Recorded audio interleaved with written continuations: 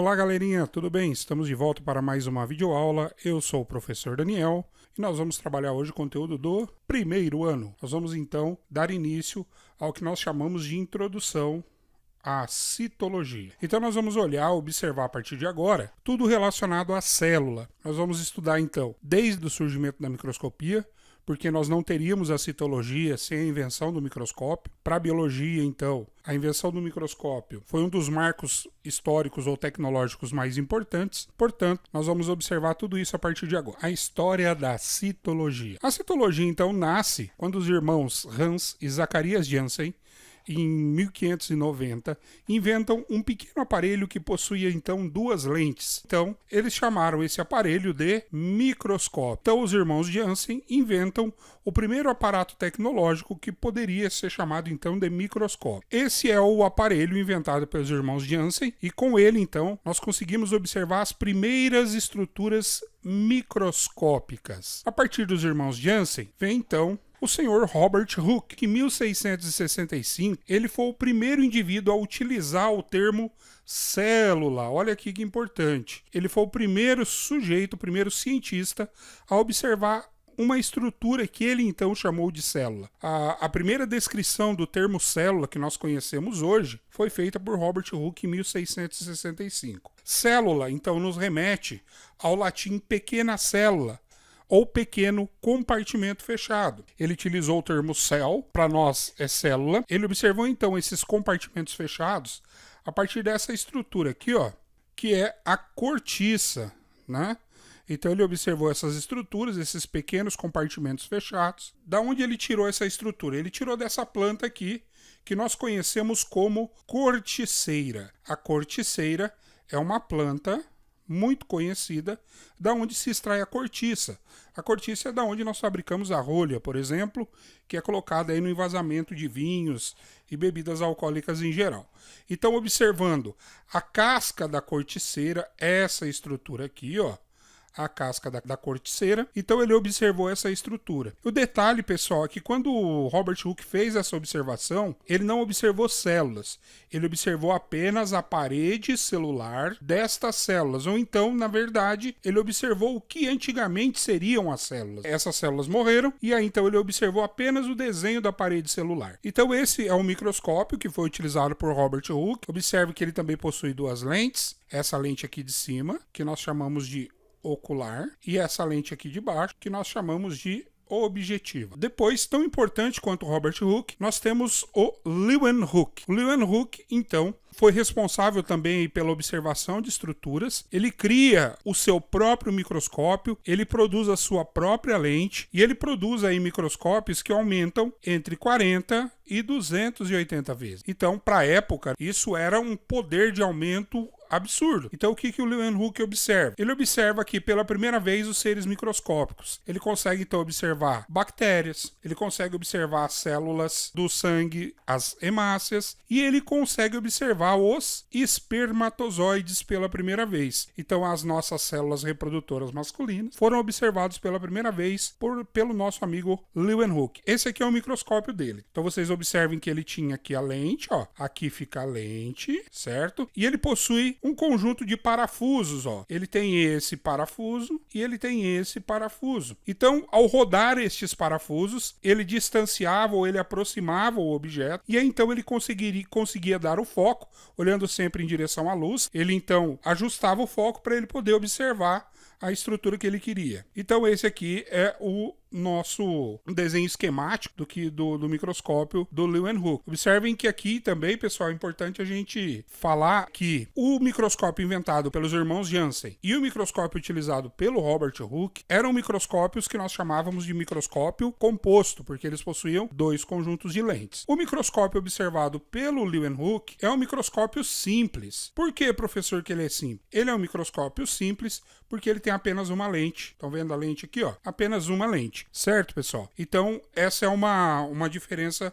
interessante entre esses microscópios. E o interessante é que, mesmo sendo um microscópio simples, o microscópio do Leeuwenhoek, ele era muito mais eficiente na observação de estruturas do que o microscópio do Robert Hooke e do que o microscópio dos irmãos Janssen. E aqui, então, como era feita a observação? Então, colocava-se o olho na lente aqui, ajustava-se o foco com o conjunto de parafusos e observava-se contra a luz. E aqui, então, nós temos os espermatozoides observados pela primeira vez pelo nosso amigo Leeuwenhoek. Certo, pessoal? Então, 3 personagens importantes. 4. Os irmãos Janssen, Robert Hooke e Leeuwenhoek. O próximo indivíduo importante é o Robert Brown. Robert Brown, em 1831, foi o primeiro sujeito a constatar a existência do núcleo celular. Então, os primeiros núcleos observados pelo nosso amigo Robert Brown foram os núcleos de células vegetais. E aí eles estão, aqui então nós temos a delimitação da célula vegetal e aqui nós temos o núcleo, ó, vários núcleos. Então, essa estrutura foi marcada aqui então pelo nosso amigo Robert Brown como sendo o núcleo celular, que foi observado pela primeira vez justamente em células vegetais. Então,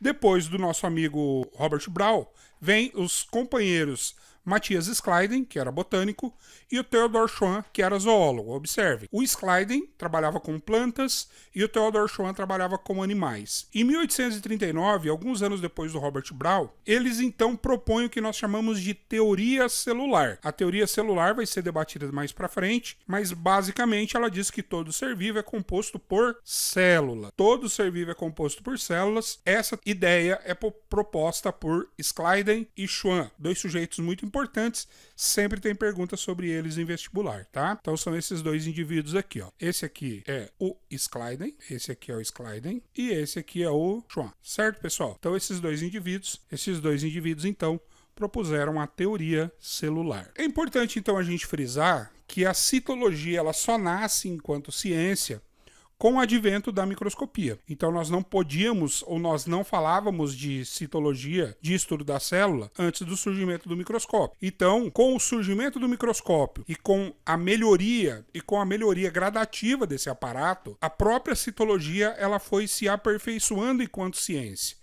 E ela foi se tornando cada vez mais essencial no estudo da biologia que nós conhecemos hoje. Quando a gente vai falar sobre vírus, por exemplo, sobre bactérias, causadores de doença, o próprio coronavírus, que é bastante importante, bastante famoso agora, nós não podemos falar da estrutura desses indivíduos sem utilizar a microscopia. Então, esses vírus são observados em microscopia. As bactérias causadoras de doença são observadas em microscopia.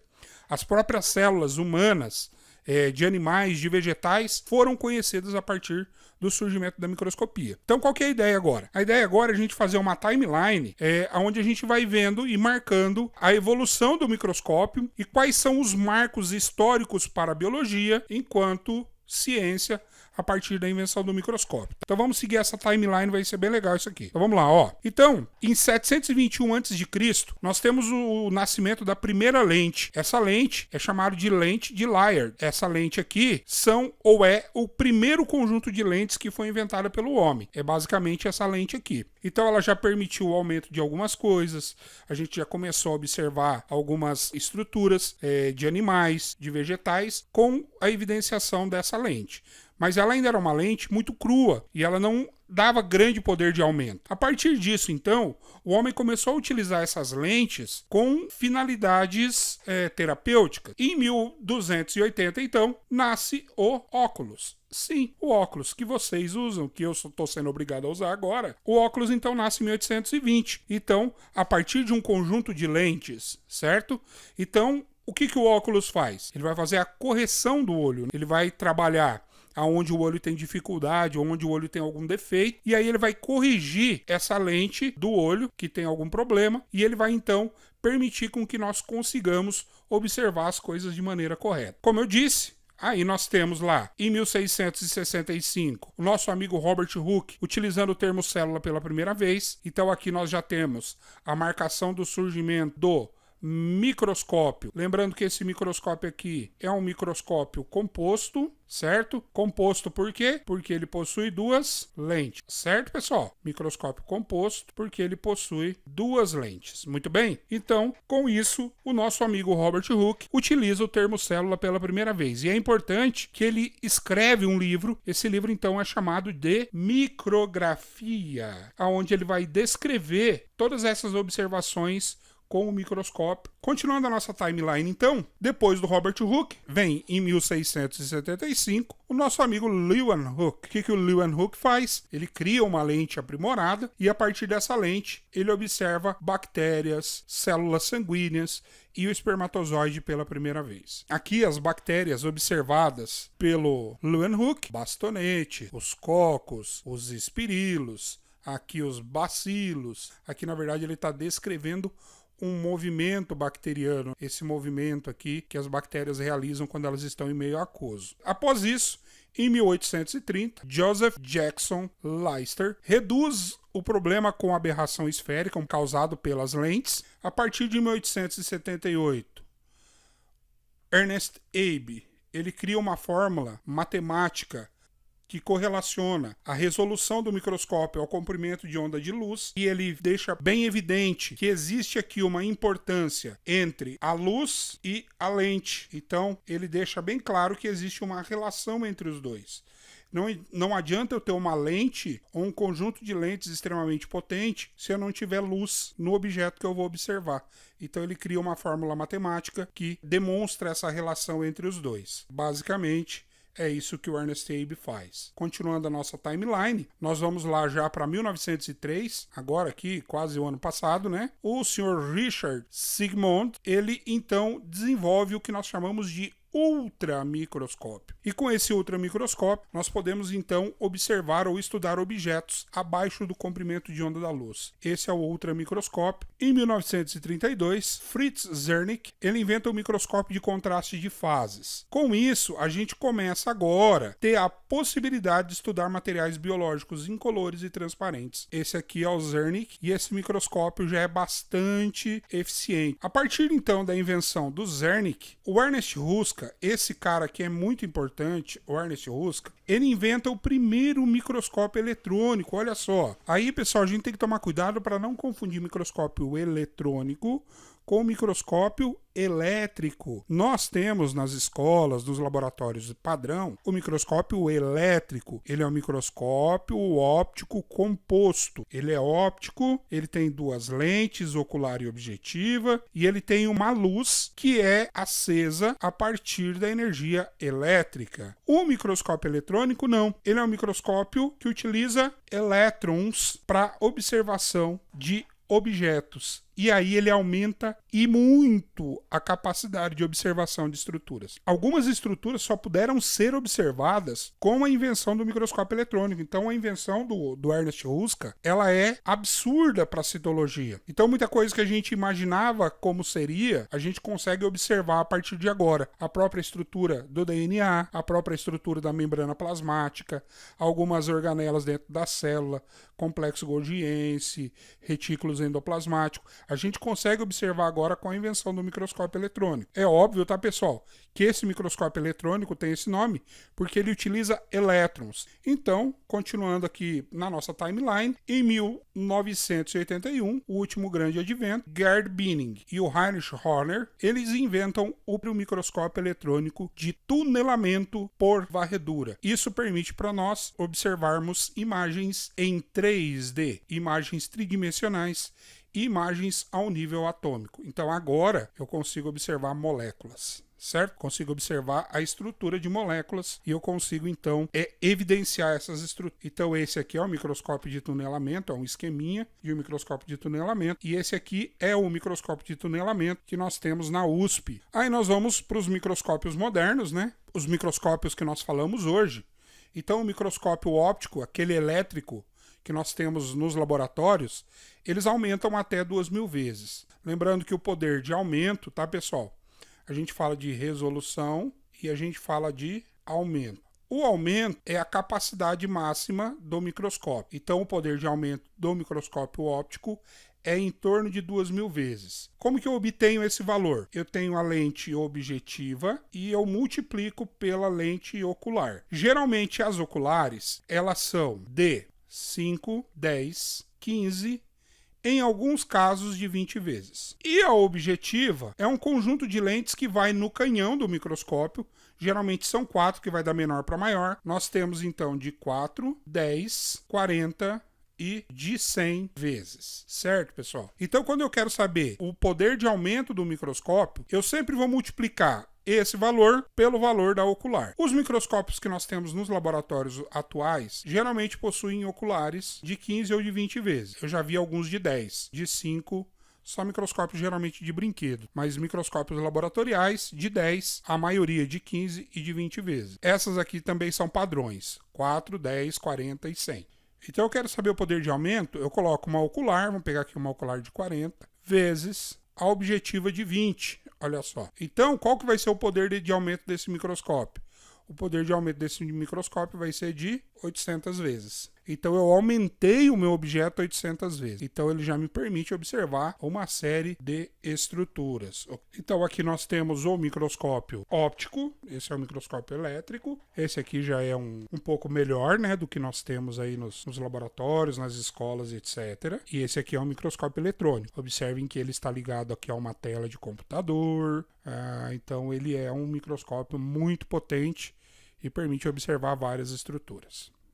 Então aqui, pessoal, nas partes do microscópio, nós temos então A1, o conjunto de lentes que nós chamamos de ocular. Esse microscópio aqui, ele é binocular, tá? Ele é bi, ele tem 2 lentes.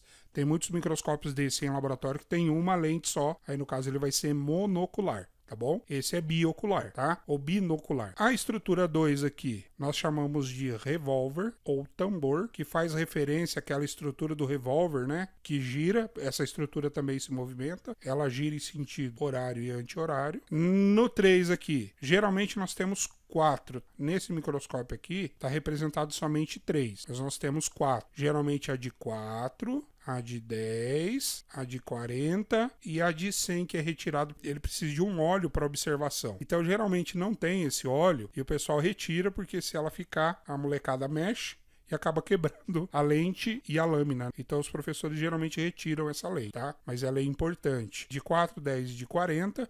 são aí as lentes e a de 100. As lentes que nós chamamos então de lentes objetivas, são as lentes aí que vão próximo ao objeto. Nós temos aqui no 4 a estrutura que é chamada de mesa, alguns também chamam de platina, mesa ou platina. É nela que eu coloco a minha lâmina, que vai aqui, ó, nessa estrutura aqui, a lâmina que vai ser observada. Para a movimentação dessa estrutura que prende a lâmina, nós temos esse parafuso aqui, que movimenta a estrutura chamada de chariot, que faz a estrutura então se movimentar para a direita, para a esquerda, para cima e para baixo, de acordo com a necessidade e de acordo com o que eu quero observar. Nós temos aqui o condensador e o diafragma. Essas estruturas, condensador e diafragma, essas 2 estruturas aqui, elas então controlam a quantidade de luz que passa para a observação da minha lâmina. Então aqui eu tenho a luz, ó, aqui na base. Essa aqui é a base do microscópio. Então eu tenho aqui a fonte de luz. Esse microscópio é elétrico. Essa luz ela vai passar pelo diafragma e pelo condensador. E aí eu posso abrir ou fechar o diafragma,